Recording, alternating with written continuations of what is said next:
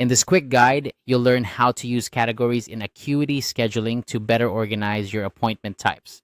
Whether you're setting up a new scheduling system or refining an existing one, categorizing your appointment types can be a game changer for both you and your clients. So let's dive in and explore how to create and use categories effectively within Acuity.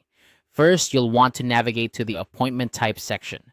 To do this, look at the left-hand sidebar of your Acuity scheduling dashboard. This is where you manage all your appointment-related settings. Clicking on appointment types will allow you to view all the existing appointment types that you've set up. If you're just starting, it might be blank, but no worries, that's exactly what we're here to change. Now, you have two options. Either create a new appointment type or edit an existing one. If you're setting up a new type, you'll find a button to create one. If you're editing, simply click on the appointment type you wish to modify. In both cases, you'll want to locate the category drop-down menu. This is where the magic happens. Categories help you group similar types of appointments, making it much easier for your clients to find what they're looking for when scheduling with you. Once you've found the category drop-down, you'll see an option labeled Create New Category. Select this and you'll be prompted to enter a title for your new category. Naming your categories clearly is crucial. Think about how your clients will perceive them.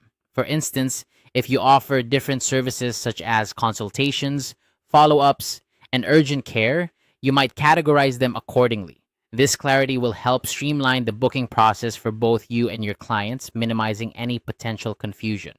After you've named your category, make sure to click Save.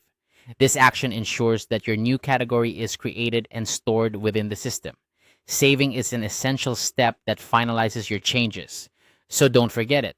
And there you have it. By using categories in Acuity Scheduling, you can maintain an organized system that enhances user experience and keeps your scheduling process smooth and efficient. Remember, a well-organized booking system not only helps you manage your time better, but also leaves a positive impression on your clients.